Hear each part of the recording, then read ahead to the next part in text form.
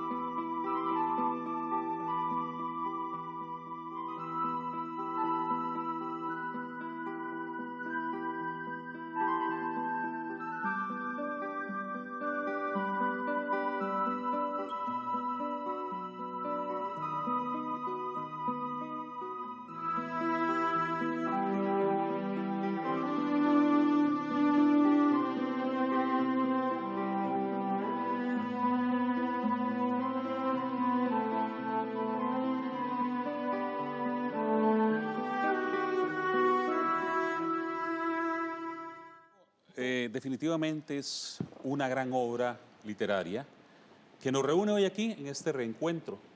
Fedra Rodríguez y don Alonso Venegas, dos personas que estuvieron muy cercanas a la puesta en escena de este gran trabajo que se hizo ya hace algunos años. Lo más curioso es que cuando estaban pasando esta primera careta de presentación, con mucha nostalgia miraban y comenzaban a repetir en voz alta los nombres de todas aquellas personas que ahí estuvieron. ¿Cierto, Fedra? Cierto, porque también hay muchos compañeros que ya no están. Entonces también tiene que ver con la nostalgia de la vida real. Con esos momentos que nos acercan a las realidades.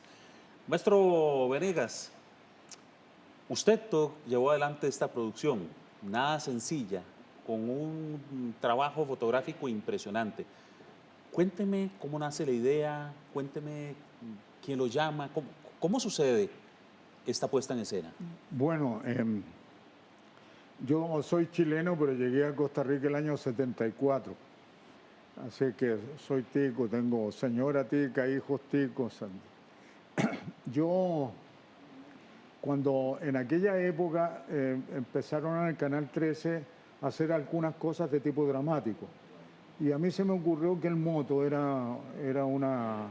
Es decir, además por quién es Joaquín García Monge, considerada la primera novela de Costa Rica, un tipo importantísimo, además y conocido en toda Latinoamérica. La revista, en este momento se me va el nombre de la revista que él fundó, donde participaban escritores importantes de toda América, de toda Latinoamérica. Entre ellos, me recuerdo yo, Neruda. Entonces, José Joaquín García Monge fue un tipo muy importante. Y El Moto a mí me llamó mucho la atención, y pensando que era la primera novela y que todo el mundo hablaba del Moto, a mí se me ocurrió, y trabajando con Rodrigo Durán, que fue el que hizo el guión, empezamos a darle, y la trajimos y la presentamos aquí en el canal, y les gustó la idea. Y ahí partió todo. Entonces después había que armar todo el equipo de producción. Bueno, yo tenía la productora en aquella época, Quintún, y Y fue bien interesante porque nosotros teníamos las cámaras, todo. Yo conocí a Joaquín Rodríguez, que fue el productor ejecutivo, y se armó primero, que fue bastante difícil armar el elenco, porque era un elenco bastante grande, que sé yo. Yo conocía a casi todo el mundo, pero entonces esto fue un trabajo. Yo creo que lo que pasó con el moto, lo importante es que hubo un gran trabajo de equipo, desde el punto de vista de los técnicos, los actores, ni qué decir. Es decir, todo el equipo que se armó fue un equipo que se jugó la camiseta, como esperamos que nos la juguemos hoy día a las 4 de la tarde, entera, por entero todo el mundo, porque fue bastante duro incluso. Pasamos casi noches enteras en vela, esperando que amaneciera o que anocheciera para poder filmar algunas cosas. Yo creo que eso fue el gran... A mí se me ocurrió la idea, pero lo importante fue la actitud y el compromiso de tanto actores, productores, todos los técnicos, camarógrafos. Gustavo Brenes, perdón, por cierto, que fue el camarógrafo y director de fotografía. Hizo un gran trabajo. Repertorio americano, creo que se llamaba el repertorio americano. La revista. Exactamente. ¿Qué le parece si este trabajo que se hizo con tanta dedicación comenzamos a verlo en tractos en este reencuentro? Los invito para que vean el siguiente fragmento. Espía José Blas, ya es todo un hombre. Y Vivillo porque era el primero en la clase que se aprendía la cartilla. Bueno, y ni qué decir de Cundila. ¿Cuántos años tiene su hija ya, don Soledad? Tiene... Miquela. Señor, ¿Cuánto tiene ese Cundila? ya cumplió los 20. Cundila, cuánto le costó nacer a la pobre. Y después que nacieron sus 11 hermanos, nosotros creíamos que ya no venían más. Pero y de ahí. Tatica, Dios nos regaló el querer de la casa. Para el trabajo es igualitica a sus hermanos, una fortaleza. Con el alba se despierta, amarra las vacas en el corral, aparta los terneros de las mamas. A mí me gusta verla repollada en el suelo, ordeñando las ubres bien gorditas. Yo todavía no me consuelo que José Blas se haya quedado sin tata y sin mamá. Tía. Es que yo quería tanto a Nicolás, a su mamá. Sí, tía, ya sabemos. Pero ¿para qué hablar de cosas tan tristes? Es que todavía no se había despechado cuando murió su tata, tan buenitico que era. Sí, era un toro para el trabajo. Se murió de una fiebre que agarró allá por las salinas. Un verano, que me lo llevé para hacer unos contratos de unos tercios de sal. Ajá. Nicolasa quedó sola con José Blas y vivían de los almuercitos que le daba la vecindad. Ella se ganaba algo con los rezos. Tenía un memorión para aprenderse todo lo que se escribía en letra de molde sobre trisagios y letanías. José Blas escribió algo canijo. Escuálido como su mamá, pero es que no le perdió paso. Jesús, hijitos, ni cosa más parecía. Ahora, a los 22 añitos, es el mismísimo retrato de la difunta Colasa. Si no, dígame por qué le dicen el poeta. Porque cuando usted menos lo piensa, se echa unos versos y para bailar tiene una gracia que más de uno se la envidia. Sí. Por eso lo escogí para recoger el diezmo. Por su gracia y habilidad, para endilgarle una cuarteta cualquiera. Secundila Guillén. La Cundila, correcto. La Cundila. Ese es un papel que te toca hacer, ¿verdad? Me contaba ahora como anécdota que inclusive le pusieron un apodo. A usted ya como, ¿verdad? Como tal. Sí, como actriz entre bambalinas, o más bien entre matorrales, porque esos eran las bambalinas del moto. Me decían la mota. Sí, así son los compañeros. Tengo que preguntarte porque llevar un papel protagónico con la calidad de actores que están ahí, ¿verdad? Porque estamos hablando de una inmensa cantidad de actores. Don Alonso, no es tarea fácil poner a toda esa gente en escena. Sí. ¿Les costaba a ustedes que estaban empezando? ¿Les ayudaba más bien o las atemorizaba? Bueno, la gran ventaja es que, por ejemplo, en mi caso, La persona que más me acompañó fue Eugenia Chaverri, que hacía de la nana. Ella era mi maestra del Taller Nacional de Teatro, también estaba Luis Fernando Gómez. Ellos tienen una formación para formar, o sea, su vocación también era enseñar. Entonces, para ellos era muy fácil llevarte de la mano de una forma muy respetuosa, porque ellos siempre te daban una recomendación. También si, digamos, Alonso necesitaba resolver algo, también ellos que eran más cercanos, a modo de comunicación, digamos, porque eran ya maestros de la academia, él les pedía cómo llevar la escena y ellos terminaban resolviéndola y susurrándote uno que otro truquillo para poderla resolver cuando ya de verdad no te salía. Pero es Porque gracias a ellos. tenía un reto muy pesado, ¿verdad? Y cuando yo me he sentado a ver esta novela, siempre me he preguntado sobre el peso de la forma de hablar, que no era tan sencilla, ¿verdad? Porque tenía su estilo y su forma. Sí.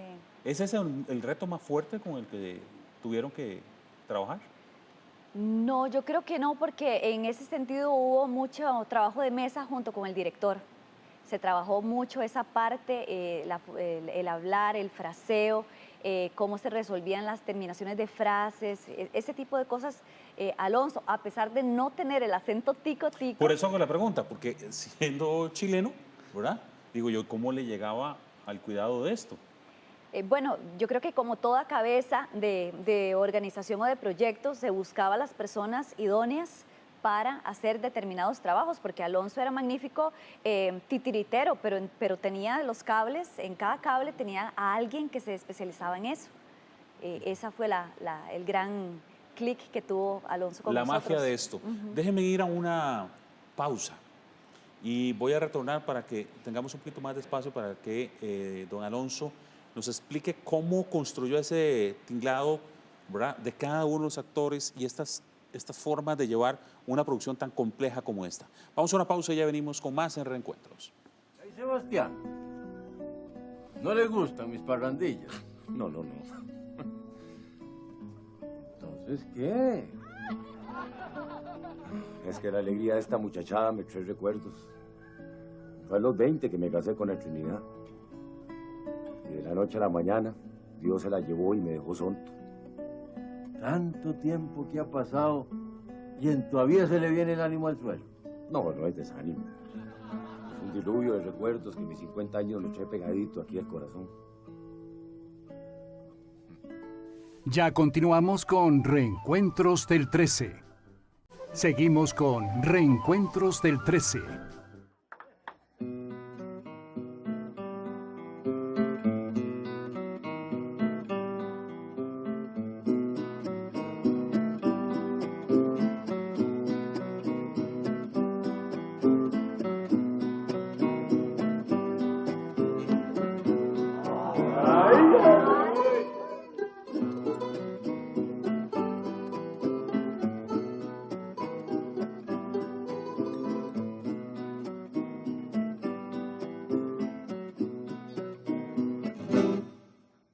Tienes unos ojitos de picaporte. Cada vez que los cierras me das un golpe. Anoche soñé que dos pericos me mataban.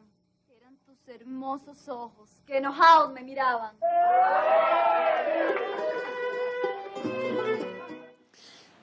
Esa es la construcción a la que yo me refería. O sea, es que había mucho diálogo, ¿verdad?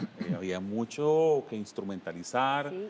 Y retajilas, sabían. Exactamente. O sea, entonces, no es una actuación tan sencilla que tenías que trabajar con gente muy joven. Tu compañero Roberto Celedón. Roberto Celedón también tiene una serie de escenas muy difíciles de llevar, ¿verdad? Maestro, ¿cómo logra usted armar todo digamos, toda esta estructura? Bueno, digamos, mi experiencia, yo soy actor. Salí de la Escuela de Teatro de la Universidad Católica en Chile y trabajé mucho como actor en teatro, en televisión, en cine. Siempre me gustó a mí el cine y la televisión. Pero todos mis compañeros dicen y también he dirigido, por supuesto, no solo televisión, también teatro. Creo que una de yo no soy director en teatro de gran puesta en escena. Para mí lo más importante siempre es el actor, tanto en teatro como en televisión. Entonces, el actor es el que pone la cara y si el actor tiene verdad, la gente se deja llevar y se deja llevar por lo que está viendo. Entonces, a mí siempre me ha interesado el trabajo de los actores y tengo cierta facilidad para eso, me gusta mucho, además me apasiona. Y eso creo que fue el trabajo, además con la ayuda de compañeros como dijo Fedra, Luis Fernando, Eugenia Chaverri. Por ejemplo, Roberto estaba recién empezando y ahí hubo que hacer un trabajo bastante grande, pero también él con mucha entrega. Y aquí lo maravilloso era que había una atmósfera, un ambiente en que si alguien estaba trabajando, el resto que estaban mirando, por ejemplo, que no estaban en la escena, que estaban... se transformaba esa cosa como todo el mundo, que esto salga lo mejor posible. Y eso funciona en teatro y funciona en televisión y funciona en cine. ¿Cómo llega a escogerlos a los dos protagonistas? Bueno,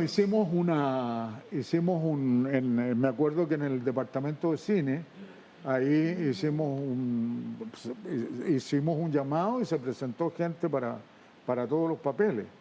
Y ahí yo ya sabía, por ejemplo...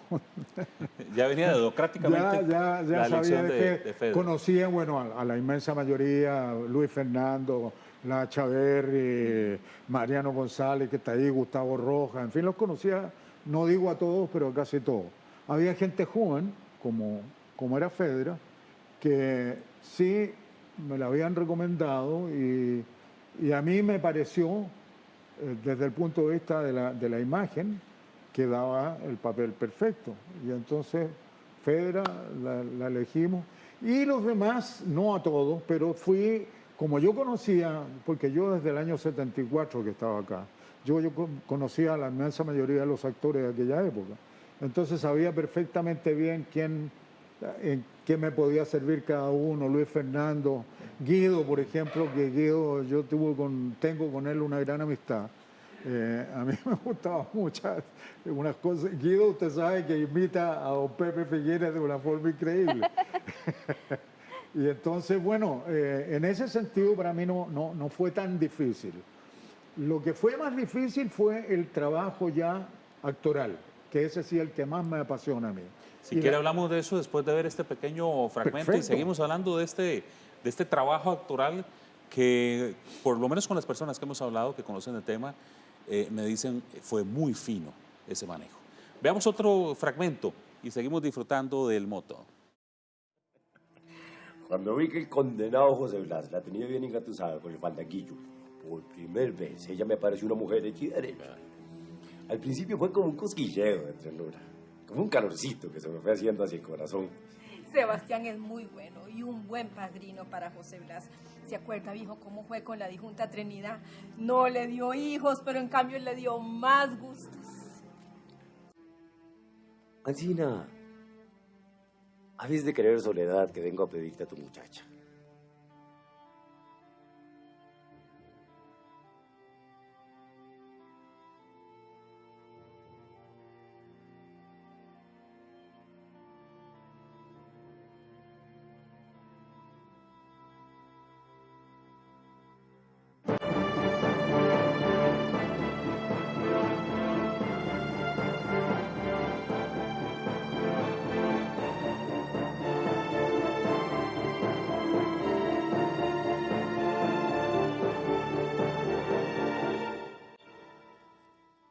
Así que era Secundila la que le encabritaba el corazón. Sí. Fue como una llamarada aquí. Sebastián, la verdad es que, sea lo que Dios quiera, si en sus papeles está escrito que Secundila sea su esposa, llévesela con bien.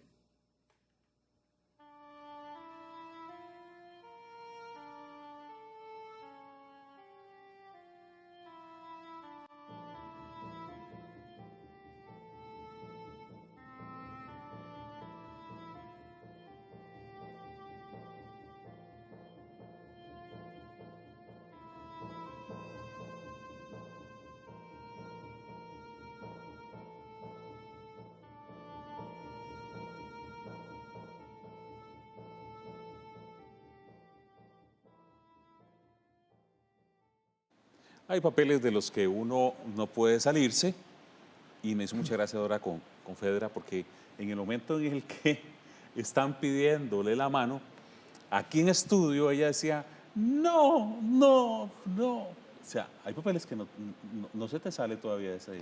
Es que es la historia. Yo creo que ha sido la historia de la mujer a través de siglos y todavía es parte de la lucha, es esa indefensión de ser el sexo débil o el sexo que se tiene que someter a lo que dice el patriarca. Entonces cada vez que viene esa escena yo me peleo todavía, creo que me sacudo, me mueve todas esas fibras porque yo siempre siento que tal vez esta vez que yo vea el moto la historia va a cambiar y no, obviamente que no porque es una película, pero sí son esas cosas que te mueven la historia y que están muy bien logradas porque la escena va para que él ofrezca a su sobrino y no, y el viejillo cochino termina pidiendo a la muchacha. Ah, no. Decíamos ahora que cuando manejas este lenguaje, había momentos en los que prácticamente ustedes en el plató se volvía una forma de hablar natural para no salirse del manejo. ¿Les sucedía o podían hacer ese corte? Siempre se puede hacer ese corte, lo que pasa es que el teatro es como jugar, por eso es tan adictiva esta profesión, porque se aprende jugando.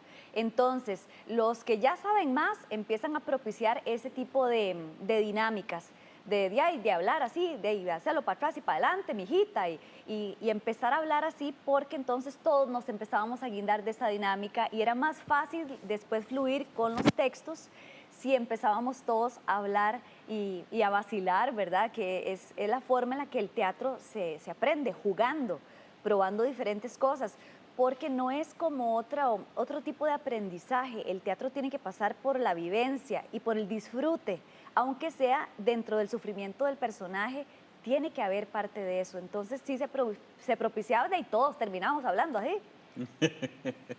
Vamos a una pausa. Vamos a venir con más en unos minutos. Quiero que me cuenten anécdotas, ¿verdad? De cosas esas curiosas que suceden en una producción y que sé que a ustedes tiene que haberles pasado porque en todas nos pasa, ¿verdad? Así que vayan haciendo memoria y vamos a poder descubrir un poquitito más de lo que significó esta filmación del moto. ¡Cundila! ¡Cundila! José Blas está impedido, muy grave. Pida Dios por él. ¿Y eso de qué? ¡No digas eso! ¡Mira, es gratísimo!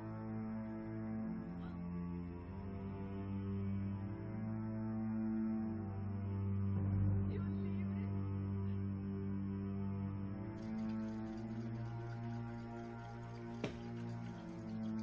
Niña, te me has parecido a la Llorona, así como venís.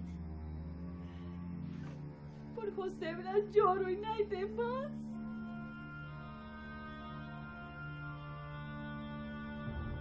Ya continuamos con Reencuentros del 13. Seguimos con Reencuentros del 13. Yo creía que su sino era más favorable. Se habrá persinado José Blas antes de irse. Tan inteligente el muchachillo. Dios mío, ¿quién sabe a qué santo se encomendó? Pero ya ve, lo que conviene viene. Para la suerte y para la muerte no hay de escape. Hágase su voluntad, Señor, así en la tierra como en el cielo. Ven como nadie se escapa de una desgracia. Dicen que al ahijado de Sebastián lo maltrató un indigno caballo ayer.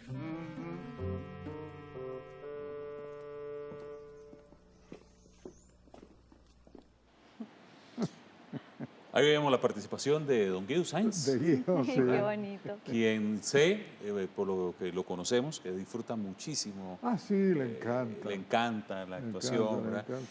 Otro de las cosas que uno se pone a pensar siempre cuando hace estas filmaciones, ya para entrar a la parte de anécdotas, es la locación, ¿verdad? El sitio, ¿verdad? Que te evoque realmente el entorno para lograrlo. Ustedes, me imagino, esa es la casa que estaba allá en Flores, Por ahí, de San Joaquín, sí. ¿verdad? San Joaquín de Flores. En donde sí. prácticamente me decía Fedra que ellas vivieron ahí, ¿no? Vivíamos, hubo varias locaciones, en todas vivimos, en el piso, en los corredores, porque también hubo un gran temporal y teníamos que esperar que dejara de llover y pasaban las horas y eres como lo que vivimos ahora en nuestro país, ¿verdad? Que llueve y llueve, y Alonso con una paciencia esperando que escampara. La maravilla era la actitud de los actores, porque yo he estado en otras producciones en Chile, en otros lados, y de repente los actores se ponen, no, ya no soporto más, es decir, sigamos más. En cambio aquí lo que dije al principio, la camiseta puesta y tenemos que sacar esto lo mejor posible, nadie puso problemas, nadie armó escándalo, nadie se quejó del tiempo, de que dormían en el suelo, por Dios. Yo tenía que dar el ejemplo, yo me aguantaba como fuera solo con café y Coca-Cola y eso me mantenía. Pero la actitud de todos era realmente ejemplar. Fedra, si tuvieras y Alonso, recuperar alguna de las anécdotas que ustedes dicen, yo quiero que esto quede, perdure como anécdota bonita. Bueno, para mí es una anécdota muy chistosa. O sea, hay una escena que yo hice prácticamente muerta de la risa porque en paz descanse Carmen Salazar, la actriz, estaba furiosa porque ella decía que la persona que se ocupaba de la utilería se había equivocado en un concepto, y era que le habían dado una lista con ciertos requerimientos para la escena, y había una escena donde Secundila veía una paloma y era como el augurio de que algo malo estaba pasando. Entonces, lo curioso de la escena es que esa persona consiguió una paloma ave, y en el costarriqueñismo la paloma era la polilla o la mariposa negra, esa que daba karate. Sí, la de karate. La de karate. La que la gente abre para ver si tiene un número ahí. Exactamente, pero si le sale a uno una que es de color negro, ¿verdad? De las creencias de antes, ¿verdad? El prejuicio del color, además, era mala suerte. Y lo que se consiguió fue una ave, una paloma de esas de la Plaza de la Cultura. Entonces la paloma quedó ahí para siempre la escena con la paloma. Entonces en ese momento yo tenía que estar horrorizada y yo estaba muerta de la risa. No se nota, pero para mí era muy difícil llevar la escena. Yo no sé si Alonso se habrá enojado conmigo, me habrán jalado el aire, yo no me acuerdo, pero a mí me ganaba el concepto de que era un insecto y ahí estaba una ave. Entonces para mí eso, y cada vez que lo veo yo digo, ay no, ¿cómo puede ser, verdad? Bueno, pero son cosas que pasan. La novela se hizo hace 19 años. Hay cosas que van quedando por ahí, todo el mundo se acuerda como de su parte chistosa. Don Alonso, ¿recuerda algo que además de tener que estar de pie cuando todo el batallón estaba en el piso? No, la verdad es que estoy hace rato tratando de recordarme de algo, pero lo que pasa, siempre ocurren cosas, pero la verdad es que en este momento yo no me recuerdo de nada, porque lo que sí recuerdo de mí era que yo no podía aflojar y estaba con la adrenalina siempre arriba, que no me fuera a fallar ninguno, que las escenas que habíamos ensayado salieran bien, que todas salieran. Esa escena que acabamos de ver ahí entre Luis Fernando, Carmen Salazar y Rodrigo Leitón, que es de un gran silencio y de mirada y la cámara. Cuando le van a pedir la mano. Cuando le van a pedir la mano. Y es larga, es una escena larga. Mantener eso, los actores, que está pasando y que el público siente que algo le está pasando por dentro, y la mirada y eso lento, para mí me volvió a impactar ahora. Yo me había olvidado de esa escena. Vamos a ver un fragmento más, y es cuando ya Cundila se encuentra con José Blas después del accidente que tuvo, en una escena en donde Fedra tiene que poner lo mejor de ella, porque es una parte muy difícil de filmar. Veamos. Negrito, soy Secundila. Cundila, su Cundila. Ay, Cundila, si partí el corazón, velo como me lo trujo ayer Graviel.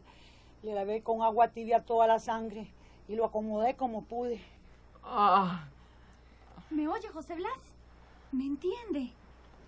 Cundila, Secundila Guillén, su novia. Mamá, Colaca, el rezo, azulejo. Sí, el azulejo. ¿Se acuerda, José Blas? No tengo ni taza, ni coco, ni en qué dártela a beber. Solo tengo mi boquita, que es más dulce que la miel.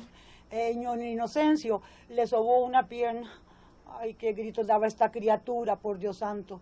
Está padre, le mandó muchos remedios. Sí, pero se mejora, ¿no le parece? Puede ser, mijita. Renco tal vez quede, pero el padre Januario asegura que seguirá ido de la cabeza. ¿Trastornado? Así es, mijita, así es.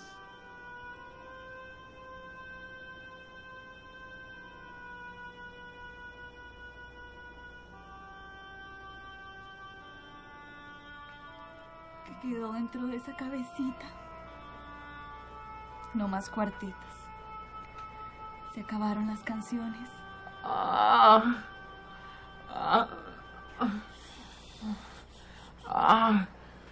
Arrurru chiquito, cabeza de anona, si no te dormís, te muerde la mona.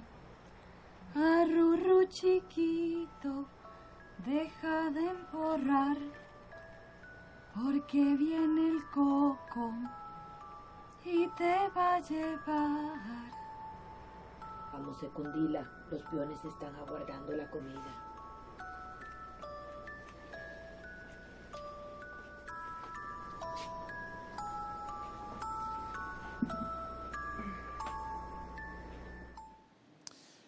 Alfonso le aplaudía a Fedra ahora que vimos ese fragmento.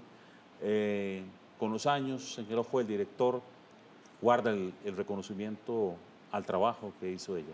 Ah, sí, por supuesto. Yo, esta escena debe hacer, no sé, 18 años que no veo el moto, esa es la verdad. Y estoy realmente impactado con la escena antes, cuando piden la mano de ella, esta escena que es realmente... ahí la cámara está con ella, y el otro que está medio balbuceando, y si eso no tiene una gran verdad, no lo cree nadie. Y ahora otra vez me impacta mucho a mí. Fedra, te habla quien te dirigió tantos años después. ¿Qué te hace sentir como actriz que todavía, después de tantos años, el maestro de aquel entonces diga, wow? Bueno, es que el reconocimiento para un actor es muy saludable siempre, ¿verdad? Lo malo es que se le pase a uno de copitas el reconocimiento y después uno crea que el esfuerzo que uno hizo en una escena le sirve para todas las escenas de la vida del mundo. Y no, el actor o la actriz se reinicia con cada escena, con cada cosa, porque si no hace eso mismo o no pone el mismo empeño que puso en esa escena en lo siguiente, pues es como resetearse. Es lo mismo, el reconocimiento te sirve para usar el mismo método o las herramientas que tenés para llegar a eso. Pero sí, claro que a uno le encanta y el teatro se hace para contar historias, para que las historias sean creíbles. Y si uno logra decir esas cosas y que las personas se queden ahí, se atrapen, se entreguen a la historia, entonces sí se pudo llegar. Pero a veces por más que trate uno, no lo logra. Y cuénteme, cuando le dijeron, ¿usted va con un protagónico? Estaba joven. Sí, claro, yo tenía como 25 años ahí. Bueno, ya era mamá y todo, ¿verdad? O sea, tampoco es que era muy chiquita, pero...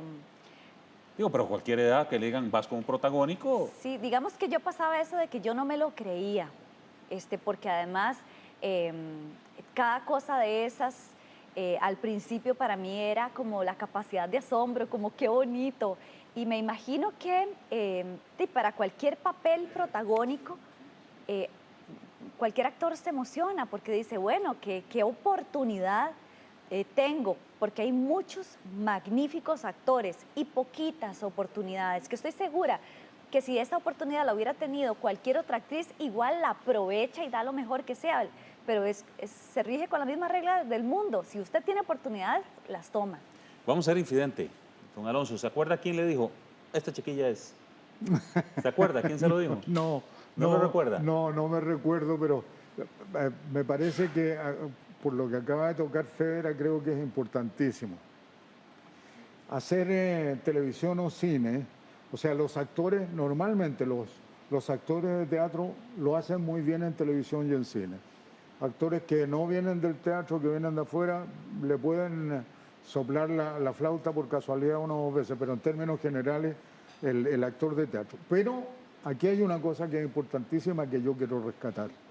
La forma de trabajar que tenemos en teatro no es la misma que en televisión o en cine. Totalmente. Es una cosa mucho más concentrada. Yo me acuerdo que muchas veces les decía a ellos que es mucho más importante en televisión o en cine, cuando uno está viendo una escena, en vez de estar tratando de mostrarlo, nadie muestra sentimientos así en el aire. Es mucho más natural.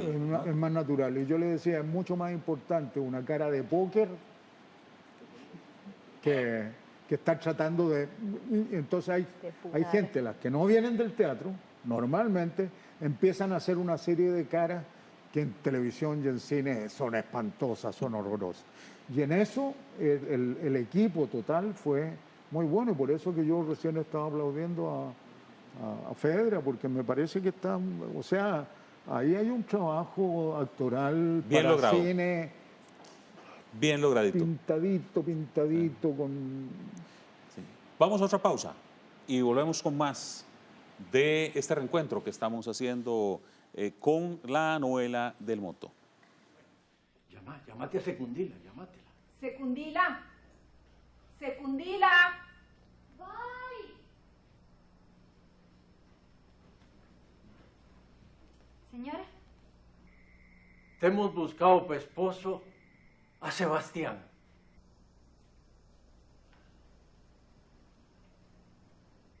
El 20 de enero del año entrante se casa. Lo que usted diga, Tatica. Ya continuamos con Reencuentros del 13. Seguimos con Reencuentros del 13.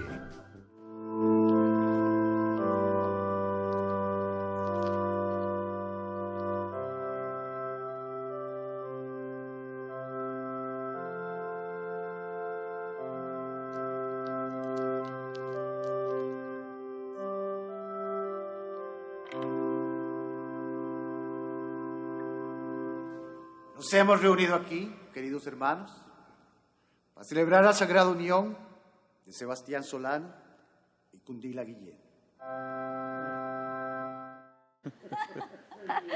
Qué lindo Guido. Qué Guido. Qué divertido. Bien, disfrutamos de una escena con otra curiosidad que voy a contar, porque me la acaba de confesar Fedra, y tiene que ver con sus aretes. Sí, ando exactamente los mismos aretes porque nunca me los quito. Entonces, son los mismos aretes que usé en el Moto. Sí. Bueno, y le toca el beso nupcial. Usted, me imagino que deseaba besar a otra persona y le tocó. Qué beso más complicado. Y no por el actor. Bueno, aunque esos bigotes ya de por sí para mí eran como, uy, todavía, yo no sé, les tenía. Pero era la cosa esa. Además, mi compañero Rodrigo bromeaba. Entonces me decía, ah, sí, Cundila, ahora le voy a dar un beso. Y entonces, sí, a mí me daba una cosa, porque además a mí me gustaba Roberto. Y como le puede gustar a uno el mundo, las cosas bonitas. Roberto era muy guapo, entonces yo decía, ay, ¿en qué momento el beso con el Moto? El beso con el Moto. El beso con el Moto nunca llegó. Nunca tuve un beso con el Moto, entonces me tocó besar al feo. No. Qué mala suerte. Porque tenemos que hablar de quién fue tu coprotagonista. ¿Han tenido la oportunidad de reencontrarse y volver a hablar de todas esas historias? El año pasado estuve en la casa de él cenando. Él vive en Francia ahorita, en París. Sí, vacilar. Y yo le he dicho esto del beso, pero bueno, ya los años es demasiado tarde para cualquiera de los dos. No, nada más era como eso. Además, era el chiquillo guapo de moda. Entonces, todas hablaban de Roberto. era como el galán, ¿verdad? Y además él era tan serio, tan inalcanzablemente serio, que entonces era como una broma entre las actrices, ¿verdad? Como, ay, va a besar a Roberto, y yo, ¡ih! Y nada. O sea, Bueno, ahí vimos un pequeño no, pero ya ahí besito en una estaba escena. moribundo y peludo y feo, ya no, ya sí no vale, ya sí estaba como el tío. Alfonso, esta producción, ¿cuánto les tomó hacerla? Y si se puede saber, ¿cuánto puede haber costado una producción de este tipo? Uy, yo ya no me acuerdo, la verdad no me acuerdo cuánto fue, pero digamos para el nivel de producción no fue tan cara. No fue tan cara porque una producción así hoy día cuesta una porrada de millones. Yo creo que también eso fue una actitud que yo conseguí de todos, de los actores, todos, bueno, la producción desde el punto de vista mío, el trabajo, tampoco fue así una cantidad que yo, que me hubiera comprado un carro nuevo, una cosa así. ¿Pero recuerda más o menos cuánto duraron produciendo?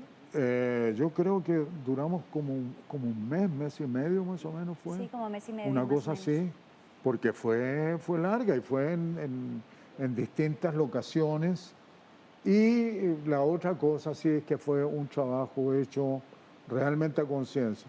Tanto, por eso la actitud de los actores y de los técnicos, porque yo exigía y volvía a repetir una escena, veía algún detallito que no me gustaba, lo hablaba con los actores, lo hablaba con Brenes, el camarógrafo y director de fotografía, que Con también, Gustavo, sí. con Gustavo, que tenía una actitud pero increíble. Bueno, todos los técnicos. Y entonces, esas escenas, por ejemplo, que hay de mucha gente, no es fácil filmarlas, no es fácil, más todavía que nosotros trabajábamos con una sola cámara. Porque el cine hoy día o la televisión, a pesar de que uno escoge después las tomas, pero se usan 2, 3 cámaras de una vez, casi como en el estudio, o sea, una cámara está tomando las reacciones de otro, en fin. Aquí había que cambiar la cámara y además a los actores que volvieran a repetir la escena, que no perdieran la verdad que habían conseguido. Más la luz, más el sonido, la luz, más el toda sonido, una más estructura todo. gigantesca. Y la continuidad. Y la continuidad. Bueno, José Blas cae, Cundila sufre, ¿verdad? Pero ¿qué sucede cuando despierta José Blas? Veámoslo. Amén. Amén. Amén.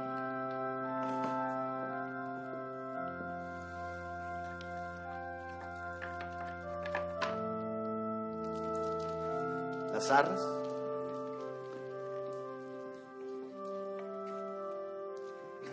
Los anillos.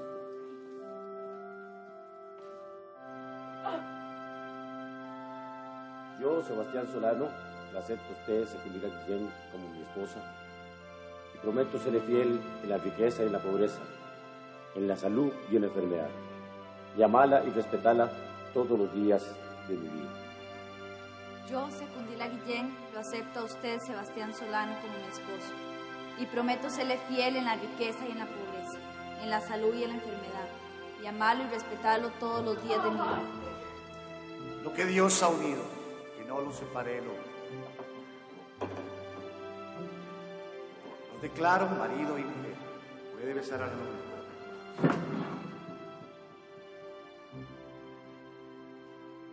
José Blas. José Blas.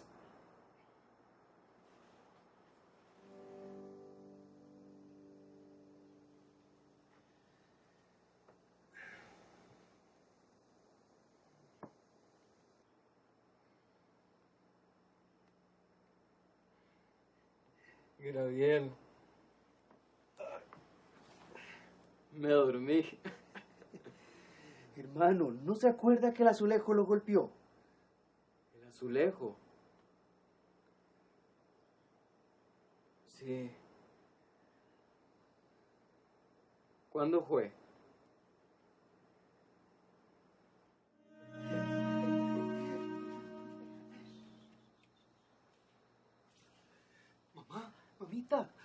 está Blas? La Santísima Trinidad. Es capaz que este condenado muchacho se ha escapado. ¡Corran! No ven muy lejos, corran. Ya verán ustedes que en algunos momentos estamos mirando hacia este lado, es donde están los monitores, y me impacta mucho ver en la forma en que ustedes están viviendo este recuerdo, ¿verdad?, del moto, y que sé que lo están viviendo también en sus hogares. Me pongo a pensar, digamos, en este momento sobre el papel que tiene que jugar la televisión de hoy, cuando estas producciones que ustedes hicieron fueron tan maravillosas, pero hoy por hoy estamos fuera de este tema, y máxime cuando lo que más va a imperar a futuro es en los contenidos. Tiene que volver la televisión a entender que es por ahí la historia, don Alonso. Bueno, yo pienso que hay en la literatura costarricense hay mucho material que uno puede sacar de cuentos, de novelas. Yo tenía pensado, después del moto, hacer El sitio de las auras, que es una novela extraordinaria. Ya hay material el papá de Salazar Herrera, el papá de Carmen Salazar. Carlos Salazar Herrera, tiene unos cuentos maravillosos. Yo hice antes, en el año 81, hice una serie de cuentos y leyendas costarricenses, y con el Canal 6 en aquella época, y finalmente terminó con el Canal 13. Y con el Canal 13 me acuerdo que hicimos el Skeleton del expresidente Pacheco, que era muy linda, y nos ganamos un premio en Lima.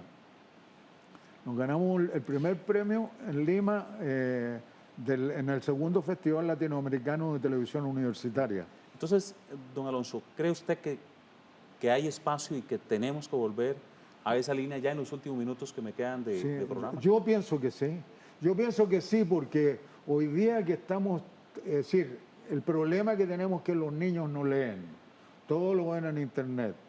Y yo creo que la televisión, y más todavía este canal, yo creo que sí tendrían que hacer un gran esfuerzo, porque hay un material maravilloso en este país de cuentos, de novelas, y que reflejan, digamos, la idiosincrasia, de un pueblo, de este país, de un pueblo exacto, como Costa que Rica. no se puede ni se debe perder. Fedra, tu conclusión final después de tantos años de esta obra y esta ruta que no puede perder un país. El arte es un instrumento para llevar verdad. Si nosotros hacemos un arte basura, estamos diciendo que el público es una basura. Entonces también los canales le deben mucho a la gente, y una manera de devolverle a ellos es darles contenidos inteligentes, porque la gente no es tonta, pero si prende el televisor y lo que ve son cosas tontas, pues se va a quedar con eso. Tengo que terminar el programa agradeciéndole a Alonso, Fedra, pero no puedo dejar de darme este lujo de que termine el programa con Dila. ¿Podrías finalizar el programa, por favor, recordando tu personaje y diciéndole a todos gracias por haber estado con nosotros? Bueno, ya ahí el condenado José Blas ya no está, y ya han pasado los años, y entonces ya yo me he hecho más grande, entonces ya yo puedo hablar y decirles que muchas gracias por haber estado aquí. Cuando quieran venir, aquí les tengo las tortillitas, la rellena, el dulce y la rellena, y el ayotico en miel, para que vengan cuando quieran. Aquí voy a estar para ustedes. Nosotros proponemos y el Altísimo dispone. ¿Qué fue? Secundila es hoy la esposa de tu padrino.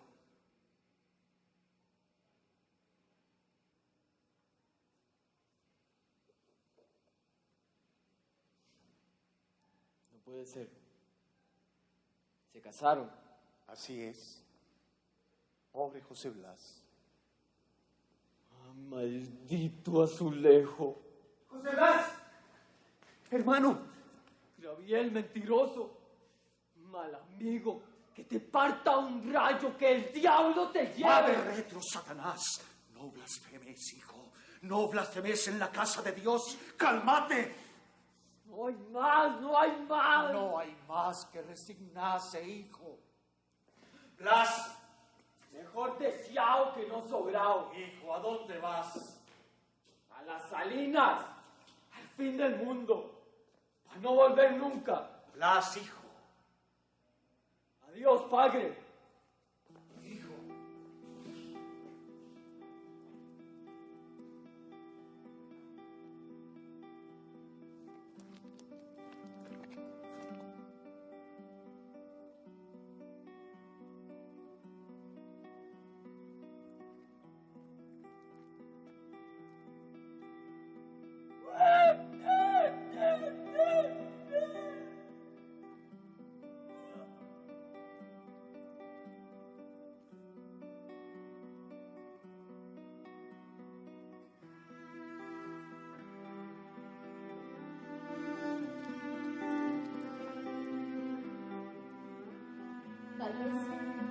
Tal vez le cambie la suerte al moto y vuelva a nacer.